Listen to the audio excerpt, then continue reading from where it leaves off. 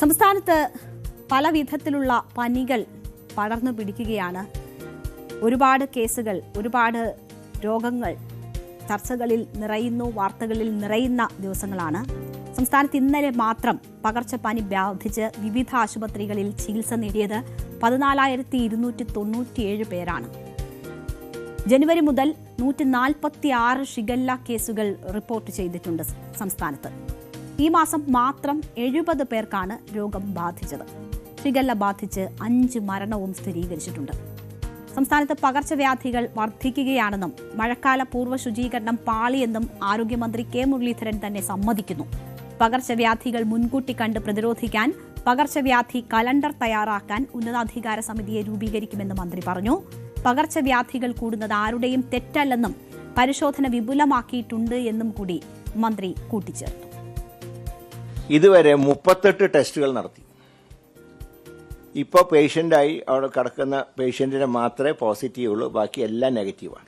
അതായത് 38-ൽ 37 കേസുകളും നെഗറ്റീവാണ്. അപ്പോൾ ഈ ടോട്ടലായിട്ട് നോക്കുമ്പോൾ പകർച്ചവ്യാധികളുടെ സംഖ്യ ഇത്തവണ നിങ്ങൾ തന്നെ റിപ്പോർട്ട് ചെയ്തിട്ടുണ്ട്, ഈ വർഷം കൂടുതലാണ്. അതിൻ്റെ ഒരു മുഖ്യ കാരണമായിട്ട് ഞങ്ങൾ അവലോകനം നടത്തിയപ്പോൾ മനസ്സിലായത്, ഒന്ന് രോഗം ഉള്ള സ്ഥിതി, അതിനെ പ്രതിരോധിക്കണം. രോഗം വരാതിരിക്കാനുള്ള മാർഗം അത് പരിശോധിക്കണം. പിന്നെ മൃഗങ്ങളിൽ നിന്ന് മനുഷ്യനിലേക്ക് പകരുന്ന രോഗങ്ങൾ അത് പരിശോധിക്കണം. ജില്ലാ തലത്തിലും നിരീക്ഷണ സമിതികൾ രൂപീകരിക്കുമെന്നതാണ് മന്ത്രി പറയുന്നത്. പഞ്ചായത്ത് തലത്തിൽ വരെയുള്ള രോഗങ്ങളെ പ്രതിരോധിക്കാൻ ലക്ഷ്യമിട്ടാണ് നടപടിയെന്നും മന്ത്രി പറഞ്ഞു. സമിതി സ്ഥിരം സംവിധാനമായിരിക്കും എന്നത് പറയുന്നു. എല്ലാ ജില്ലകളിലും ജലസ്രോതസ്സുകൾ ശുചീകരിക്കാൻ അടിയന്തര നടപടി സ്വീകരിക്കുമെന്നും മന്ത്രി വ്യക്തമാക്കി. അതിനിടെ വയനാട്ടിൽ ഒരു വിദ്യാർത്ഥിക്ക് കൂടി ഷിഗല്ല സ്ഥിരീകരിച്ചിട്ടുണ്ട്. മലേറിയ കണ്ടെത്തിയ കോഴിക്കോട് ജാഗ്രത ശക്തമാക്കിയിട്ടുണ്ട്. കോഴിക്കോട് ഒളവണ്ണ പഞ്ചായത്തിൽ മലമ്പനിയും റിപ്പോർട്ട് ചെയ്തിട്ടുണ്ട്. ഇരിങ്ങല്ലൂർ സ്വദേശിയായ 63-കാരനാണ് മലമ്പനി ബാധിച്ചത്. ഇപ്പോൾ നമുക്കൊപ്പം ഡോക്ടർ രാജീവ് ജയദേവൻ തത്സമയം ചേരുകയാണ്. സംസ്ഥാനത്തെ ഈ പകർച്ചവ്യാധികളുമായി ബന്ധപ്പെട്ടൊക്കെയുള്ള പകർച്ചപ്പനികളുമായി ബന്ധപ്പെട്ടൊക്കെയുള്ള സാഹചര്യം, നമ്മൾ സ്വീകരിക്കേണ്ട മുൻകരുതലുകൾ സംബന്ധിച്ച് അദ്ദേഹം നമ്മളോട് സംസാരിക്കും. ഡോക്ടർ, സ്വാഗതം. ഓരോ ദിവസവും വരുന്ന വാർത്തകൾ ആശങ്കപ്പെടുത്തുന്നതാണ്. ഇപ്പോൾ 14,000-ത്തിലധികം ആളുകൾ കഴിഞ്ഞ ദിവസം തന്നെ ഈ പകർച്ചപ്പനിയുമായി ബന്ധപ്പെട്ട് ചികിത്സ തേടി എന്നതിൻ്റെ കണക്കുകൾ വരുന്നു. ഷിഗല്ല മൂലം 5 മരണം, അതിൻ്റെ സമാനമായ ലക്ഷണങ്ങളോടുകൂടി നിരവധി പേർ ആശുപത്രികളിലെത്തുന്ന സാഹചര്യം, പതിവില്ലാത്ത ഒരു സാഹചര്യം സംസ്ഥാനത്തുണ്ടോ? ഈ പകർച്ചപ്പനികളുമായി ബന്ധപ്പെട്ട് ആശങ്കപ്പെടേണ്ടുന്ന സാഹചര്യമുണ്ടോ? ഒരു ഷിഗല്ലയുടെ കാര്യം പറയുകയാണെങ്കിൽ, ഒരു ഔട്ട്ബ്രേക്കിൽ അനേകം പേർക്ക് രോഗം വരിക എന്നുള്ളത് ആശങ്കപ്പെടുത്തുന്ന ഒരു കാര്യം തന്നെയാണ്. സാധാരണ ഷിഗല്ല ഔട്ട്ബ്രേക്കുകൾ ക്ലസ്റ്റർ ഔട്ട്ബ്രേക്കുകളാണ്. എന്ന് വെച്ചാൽ ഏതെങ്കിലും ഒരു സ്രോതസ്സിൽ നിന്നും മലിനമായിട്ടുള്ള ജലം കുടിച്ചവരിലോ അല്ലെങ്കിൽ മലിനമായിട്ടുള്ള ഭക്ഷണം കഴിച്ചവരിൽ നിന്നോ അവരിൽ കുറച്ചു പേർക്കാണ് സാധാരണഗതിയിൽ ഇങ്ങനെ ഉണ്ടാവുക. പക്ഷെ നമ്മൾ ഈ വർഷം കണ്ടത് 100 കണക്കിന് വ്യക്തികൾക്ക്, അതായത് ഒരേ സ്ഥലത്തുള്ള 100 കണക്കിന് വ്യക്തികൾക്ക് സമാനമായിട്ടുള്ള ലക്ഷണങ്ങൾ ഉണ്ടായി എന്നുള്ളതാണ്. അപ്പൊ അതിന്റെ അർത്ഥം വ്യാപകമായിട്ടുള്ള ഒരു കണ്ടാമിനേഷൻ ഉണ്ടായിട്ടുണ്ട് എന്നുള്ളതാണ്. അതായത് കുടിവെള്ള സ്രോതസ്സുകൾ കാര്യമായിട്ട് ശുചിമുറി മാലിന്യം അതിനകത്ത് എത്തിയിട്ടുണ്ട് എന്നുള്ളതാണ്. അപ്പൊ ഇതിന്റെ ഒരു റൂട്ട് കോസ് അടിസ്ഥാനപ്പെടുത്തി വേണം മുമ്പോട്ട് നമ്മൾ പോകാനായിട്ട്. നമ്മളിപ്പോ ഓരോ ഔട്ട്ബ്രേക്കും നമ്മൾ ഓരോന്നായിട്ട് കാണാതെ ഇത് എന്തുകൊണ്ട് ഇങ്ങനെ ഉണ്ടാകുന്നു എന്ന് അടിസ്ഥാനപരമായി ചിന്തിച്ചു കഴിഞ്ഞാൽ, റൂട്ട് കോസ് അനാലിസിസ് നോക്കിക്കഴിഞ്ഞു കഴിഞ്ഞാൽ, എന്തുകൊണ്ട് നമ്മുടെ കുടിവെള്ള സ്രോതസ്സുകളിലേക്ക് മലിനജലം ഒഴുകിയെത്തുന്നു എന്നുള്ളത് ചിന്തിച്ചു കഴിഞ്ഞാൽ, ഈ മലിനജലം ഒഴുകാനായിട്ടുള്ള സംവിധാനങ്ങൾ നമ്മുടെ സംസ്ഥാനത്ത് കുറവാണ് എന്നുള്ളതാണ്. തെളിച്ചു പറഞ്ഞു കഴിഞ്ഞാൽ, സ്യൂവേജ് ഡിസ്പോസൽ നമ്മുടെ സംസ്ഥാനത്ത്, നമ്മുടെ അർബനൈസേഷൻ, നമ്മുടെ ഒരു ജനസംഖ്യയുടെ വർധനവും അതുപോലെ അർബനൈസേഷനും മറ്റും ജനങ്ങൾ തിങ്ങിപ്പാർക്കുന്ന ഇടങ്ങളുള്ള സ്ഥലങ്ങളിൽ ശുചിമുറി മാലിന്യം കളയാനുള്ള, ശാസ്ത്രീയമായി സംസ്കരിക്കാനും മറ്റുമുള്ള സൗകര്യങ്ങൾ നമ്മുടെ സംസ്ഥാനത്ത് കുറവാണ്.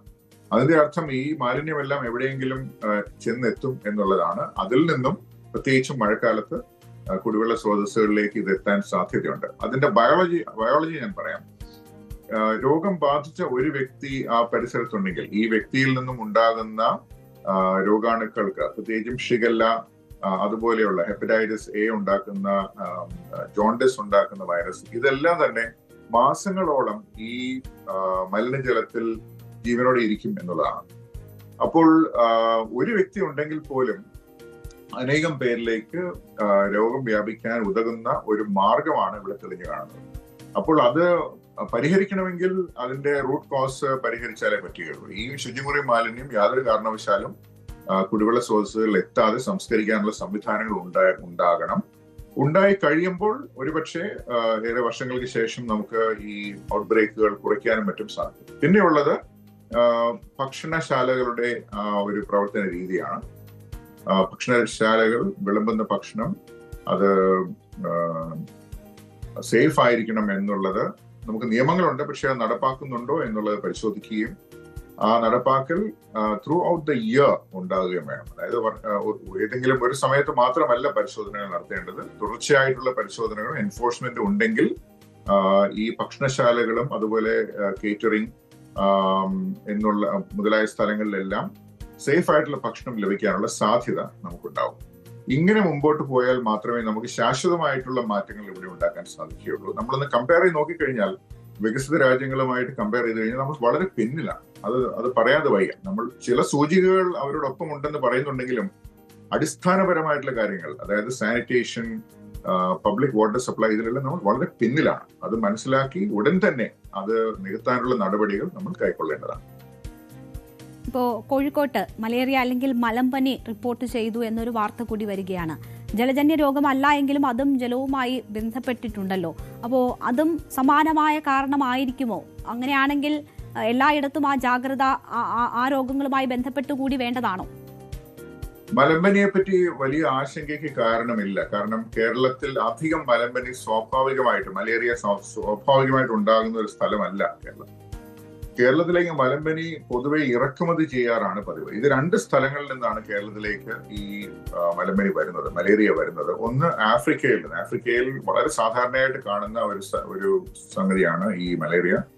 അവിടെ നിന്നും വരുന്ന വ്യക്തികൾ വഴി പലപ്പോഴും കേരളത്തിൽ എത്താറുണ്ട്. ഈ വ്യക്തിയെ കൊതുക് കടിച്ച് ഈ കൊതുക് മറ്റൊരാളെ കടിക്കുമ്പോൾ തീർച്ചയായിട്ടും ഈ വ്യക്തിക്ക് വരാനുള്ള സാധ്യതയുണ്ട്. മറ്റൊരു സോഴ്സ് എന്ന് പറയുന്നത് ഒറീസ മുതലായിട്ടുള്ള മറ്റ് ഇതര സംസ്ഥാനങ്ങളാണ്. ഈ സംസ്ഥാനങ്ങൾ, പ്രത്യേകിച്ചും ഒറീസയിൽ മലേറിയ വളരെ സാധാരണയായിട്ട് കാണുന്ന ഒരു ഡിസീസാണ്, ഒരു രോഗമാണ്. അപ്പോൾ അവിടെ നിന്ന് വരുന്ന വ്യക്തികളിൽ ചിലപ്പോൾ ഈ രോഗമുണ്ടെങ്കിൽ, അവർ താമസിക്കുന്ന പ്രദേശത്ത് കൊതുക് ശല്യം ഉണ്ടെങ്കിൽ, ആ കൊതുക് ഈ വ്യക്തിയെ കടിച്ചു കഴിഞ്ഞാൽ മറ്റുള്ളവരിലേക്ക് ഈ കൊതുകിന് ഈ രോഗാണുവിനെ കൊണ്ടുചെന്ന് എത്തിക്കാൻ സാധിക്കും. അങ്ങനെയാണ് മലേറിയ പ്രധാനമായും കേരളത്തിൽ എത്തുന്നത്. അതുകൊണ്ട് ഒരു ഡെങ്കിപ്പനി പടർന്നു പിടിക്കുന്നത് പോലെ മലേറിയ ഇവിടെ പടർന്നു പിടിക്കും എന്ന് തോന്നുന്നില്ല. പക്ഷെ ഇത് കണ്ടെത്താനാകുന്നത് തന്നെ നമ്മുടെ ആരോഗ്യ സംവിധാനത്തിന്റെ മികവിനെ തെളിയിക്കുന്നതാണ്. അതിന്റെ ആരോഗ്യ സംവിധാനത്തിന്റെ ഒരു വശമാണ് ഞാൻ പറഞ്ഞത്. Ability to diagnose and report എന്നുള്ളത് കേരളം മുന്നിട്ട് തന്നെയാണ് നിൽക്കുന്നത്. നമ്മുടെ രാജ്യത്തെ സംബന്ധിച്ച് പറയുമ്പോൾ മിക്കവാറും രോഗങ്ങളെല്ലാം കൃത്യമായി ഡയഗ്നോസ് ചെയ്യാൻ നമുക്ക് സാധിക്കുന്നത്. പക്ഷെ പ്രിവെന്റ് ചെയ്യാനുള്ള മെത്തേഡ്സിൽ നമ്മൾ പിന്നിലാണ്, ഇൻക്ലൂഡിങ് ദ ഹോൾ കൺട്രി. അപ്പൊ നമ്മൾ വളരെയധികം ദൂരം ഇനിയും മുമ്പോട്ട് പോകാനുണ്ട് പ്രിവെൻഷന്റെ കാര്യം. അപ്പോൾ ഈ മലേറിയ ഒപ്പം തന്നെ ഡെങ്കി ഒക്കെയും കണക്കുകൾ കൂടി വരുന്ന ഒരു സാഹചര്യമുണ്ട്. നമ്മുടെ പരിസരം ശുചിയായി സൂക്ഷിക്കുക, കൊതുക് പെരുകുന്നതിന് ഇടയാക്കുന്ന സാഹചര്യങ്ങൾ ഒഴിവാക്കുക എന്ന മാർഗനിർദ്ദേശങ്ങൾ നമ്മൾ മുൻപ് പല ഘട്ടങ്ങളിലും നൽകിയിരുന്നത് പിന്തുടരുക എന്നതാണോ ഈ കാര്യങ്ങളിൽ ജനങ്ങൾ പുലർത്തേണ്ടുന്ന ജാഗ്രത? കൊതുക് മൂലം ഉണ്ടാകുന്ന രോഗങ്ങളിൽ ഒന്നാണ് ഈ മലേറിയയും അതുപോലെ തന്നെ ഡെങ്കിപ്പനിയും. അതുപോലെ തന്നെ മറ്റ് അസുഖങ്ങൾ നമ്മൾ കേൾക്കാറുണ്ട്. Japanese encephalitis, west Nile encephalitis, ഇങ്ങനെയുള്ള കാര്യങ്ങളൊക്കെ കേൾക്കാറുണ്ടെങ്കിലും പ്രധാനമായും മലയാളിയെ ഏറ്റവും അധികം ബാധിക്കുന്ന രോഗം കൊതുകുമായിട്ട് ബന്ധപ്പെടുത്തി നോക്കുമ്പോൾ ഡെങ്കിയാണ്. ഡെങ്കിപ്പനിയുടെ പ്രത്യേകത, അത് 4 തരം വൈറസുകളാണ് ഡെങ്കി ഉണ്ടാകുന്നത്. വീണ്ടും അതിന് ഒരേ വ്യക്തിയെ തന്നെ ഇൻഫെക്ട് ചെയ്യാനുള്ള കഴിവുണ്ട്. അപ്പൊ 2ാമത്തെ തവണ ഈ ഡെങ്കി വരുമ്പോൾ ചിലപ്പോൾ അത് കഠിനമായിട്ട് വരികയും അതിൽ തന്നെ ചിലർ മരണപ്പെടുകയും ചെയ്യും. ഡെങ്കി ഒരു വൈറസ് ആയതുകൊണ്ട് അതിനെതിരെ ഫലപ്രദമായിട്ടുള്ള ആന്റി വൈറൽ മരുന്നുകൾ ലഭ്യമല്ല. അതുകൊണ്ട് ഡെങ്കിപ്പനിയെ സംബന്ധിച്ച് ഇപ്പോൾ പറഞ്ഞതുപോലെ കൊതുകിനെ നിയന്ത്രിക്കുക എന്നുള്ളത് മാത്രമാണ്. കൊതുകിന്റെ നിയന്ത്രണം രണ്ടായിട്ട് നമുക്ക് തരംതിരിക്കാം. ഒന്ന്, അതിന് മുട്ടയിടാനുള്ള അവസരം നമ്മൾ നിഷേധിക്കുക എന്നുള്ളതാണ്. അപ്പോ കൊതുക്, നമുക്കറിയാം ഡെങ്കിപ്പനി പരത്തുന്ന ഈഡിസ് വർഗത്തിൽപ്പെടുന്ന ചെറിയ കൊതുക്, അതിന്റെ ചെറിയ കൊതുകിനെ പരിശോധിച്ചു കഴിഞ്ഞാൽ അതിന് സീബ്ര പോലെ ബ്ലാക്ക് ആൻഡ് വൈറ്റ് സ്ട്രൈപ്സ് ഉണ്ടാവും. അപ്പം വീട്ടിൽ ഏത് തരം കൊതുകാണെന്ന് അറിയാനായിട്ട് നോക്കിയിരുന്നാൽ മതി. ചെറിയ സൈസും പകൽ കടിക്കുന്നതുമായിട്ടുള്ള ഈഡിസ് കൊതുക് സാധാരണ മുട്ടയിടുന്നത് മഴവെള്ളം ഒക്കെ കെട്ടി നിൽക്കുന്ന സ്ഥലങ്ങളിലും, മരങ്ങളുടെ പൊത്തുകളിലും, പ്ലാസ്റ്റിക് മാലിന്യം കിടക്കുന്ന സ്ഥലങ്ങളിലും, വീടിനുള്ളിലുള്ള ഫ്ലവർ വേസുകളിലും, ചെടിച്ചട്ടിയുടെ അടിയിൽ വെച്ചിരിക്കുന്ന പ്ലേറ്റിലും എല്ലാമാണ് ഇവ മുട്ടയിടുന്നത്. അത് ഒഴിവാക്കുക. അതുപോലെ തന്നെ ഈ പുറത്തുള്ള കൊതുകുകൾ വീട്ടിനുള്ളിലേക്ക് വരാതിരിക്കാനുള്ള എല്ലാ മുൻകരുതലുകളും എടുക്കുക. നെറ്റുകൾ ഘടിപ്പിക്കുക. അതുപോലെ തന്നെ പുറത്ത് ജോലി ചെയ്യുന്നവർ ഫുൾ സ്ലീവ് ഷർട്ട് ഉപയോഗിക്കുക.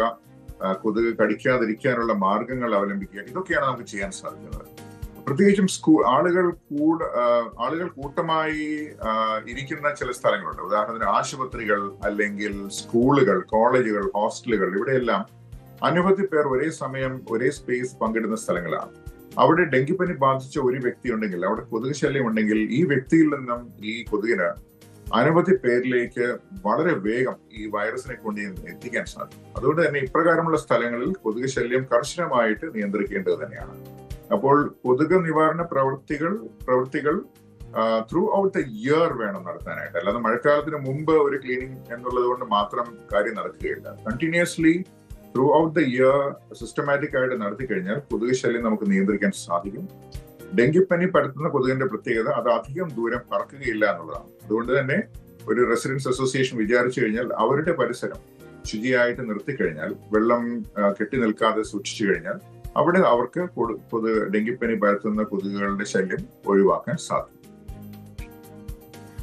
നമ്മൾ ഇതുമായി ബന്ധപ്പെട്ട് ഇപ്പോൾ ഏറ്റവും വലിയ ആശങ്കയായി നിൽക്കുന്നത് ഷിഗല്ല തന്നെയാണ്. ഈ പലരും സ്വയം ചികിത്സ അങ്ങനെയൊക്കെയുള്ള മാർഗങ്ങൾ തേടുന്നുണ്ട്. അതുകൊണ്ട് തന്നെ ഈ വരുന്ന കണക്കുകൾ പോലും കറക്റ്റ് ആണോ എന്ന സംശയമുണ്ട്. മാത്രവുമല്ല, വൊമിറ്റിങ്ങോട് കൂടിയ പനി, വോമിറ്റിങ്ങും ഡയറിയയും കൂടി ചേർന്നുള്ള പനിയുണ്ട്. അതൊക്കെയും ഷിഗല്ലയാണോ എന്ന് സംശയിക്കുന്നവരുമുണ്ട്. അക്കാര്യങ്ങളിൽ ഡോക്ടർക്ക് എന്താണ് പറയാനുള്ളത്? ഇതിൻ്റെ രോഗലക്ഷണങ്ങൾ കൃത്യമായി നമുക്ക് എങ്ങനെ മനസ്സിലാക്കാം? ഏത് ഘട്ടത്തിലാണ് നമ്മൾ അല്ലെങ്കിൽ ആശുപത്രികളെ സമീപിക്കേണ്ടത് വരുന്ന ഘട്ടം ഏതാണ്? ഒപ്പം ഭക്ഷണത്തിലും ഈ രോഗബാധിതനായ ശേഷവും ഒക്കെ എന്തൊക്കെ മുൻകരുതലുകൾ സ്വീകരിക്കണം? ഷിഗല്ലയെ പറ്റി നമുക്കിപ്പോ മലയാളികൾക്കെല്ലാം കഴിഞ്ഞ ഏതാനും ദിവസങ്ങളായിട്ട് കേട്ടറിവുണ്ട്. പക്ഷെ പ്രധാനപ്പെട്ട 2-3 കാര്യങ്ങൾ ഞാനിവിടെ പറയാം. കേരളത്തിൽ ഒരു വർഷം ശരാശരി 2 ലക്ഷം പേർക്കാണ് ഡയറിയൽ ഡിസീസസ്, വയറിളക്ക രോഗങ്ങൾ ഉണ്ടാകുന്നത്. ശരാശരി കണക്കാണ്, അതായത് റിപ്പോർട്ടഡ് കണക്കാണ്. വാസ്തവത്തിലുള്ള കണക്ക് അതിൽ കൂടുതലായിരിക്കും. അതിൽ തന്നെ ശരാശരി 100ഓളം വ്യക്തികൾക്കാണ് ഷിഗല്ല കൺഫേം ചെയ്യുന്നത്.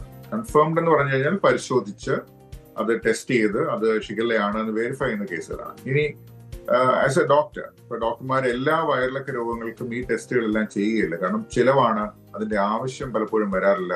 രോഗിയെ വീണ്ടും ടെസ്റ്റുമായി തിരികെ കൊണ്ടുവരേണ്ട അവസ്ഥയുണ്ട്. ഇങ്ങനെയുള്ള കാര്യങ്ങളെല്ലാം നോക്കുമ്പോൾ ചില ഗൈഡ് ലൈൻസ് ഉണ്ട്. ഇതെല്ലാം നോക്കിയാണ് ഡോക്ടർമാർ ചികിത്സിക്കുന്നത്. ശരിക്കും പറഞ്ഞു കഴിഞ്ഞാൽ എല്ലാ വയറിളക്ക രോഗങ്ങളും ഷിഗല്ല അല്ല എന്നാണ് പറയേണ്ടിയിരിക്കുന്നത്.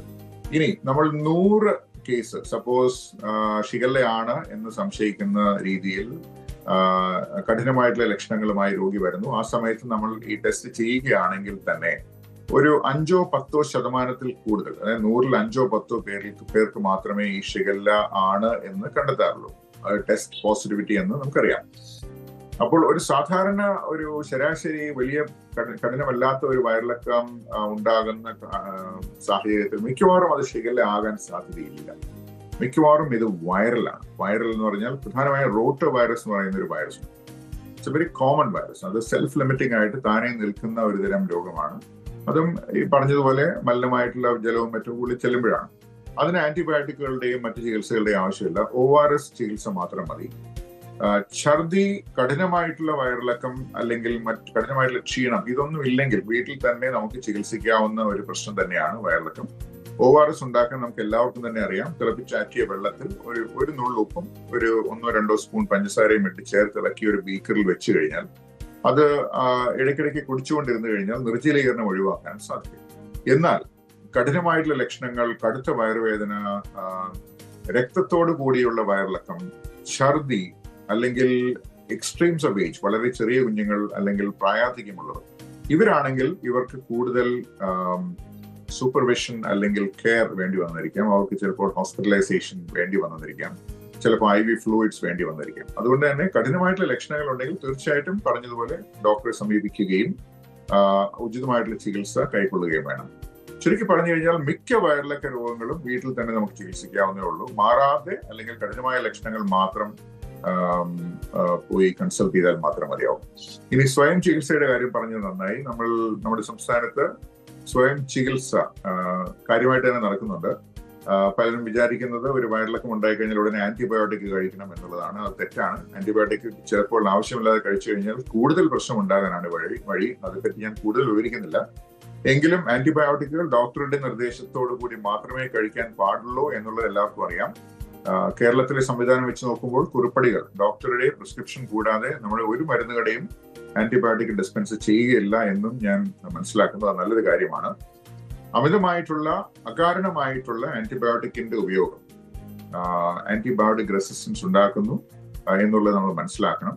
അപ്പോൾ മിക്ക വയറിളക്ക രോഗങ്ങൾക്കും ആന്റിബയോട്ടിക്കിന്റെ ആവശ്യമില്ല എന്നുള്ളതാണ് അടിവരയിട്ട് പറയാനുള്ളത്. ഷിഗല്ല സംശയിക്കുന്ന സാഹചര്യത്തിൽ ഡോക്ടർ അതിനുള്ള ടെസ്റ്റ് ചെയ്യുകയും വേണമെങ്കിൽ ഉചിതമായിട്ടുള്ള ചികിത്സ ആന്റിബയോട്ടിക് ആണെങ്കിൽ ആന്റിബയോട്ടിക് കൊടുക്കുകയും ചെയ്യും.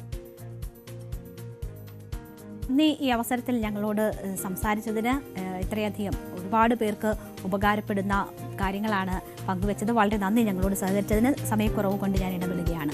ഡോക്ടർ രാജീവ് ജയദേവനാണ് ഇപ്പോഴത്തെ ഈ പനി പടർന്നു പിടിക്കുന്ന സാഹചര്യത്തിൽ അതിനെക്കുറിച്ച് നമ്മൾ സാമാന്യമായി സ്വീകരിക്കേണ്ട മുന്നറിയിപ്പുകൾ സംബന്ധിച്ചുള്ള ഒരു വിവരം പങ്കുവച്ചത്. നമുക്ക് ചെറിയ ഒരു ഇടവേള എടുത്തതിന് ശേഷം തിരിച്ചു.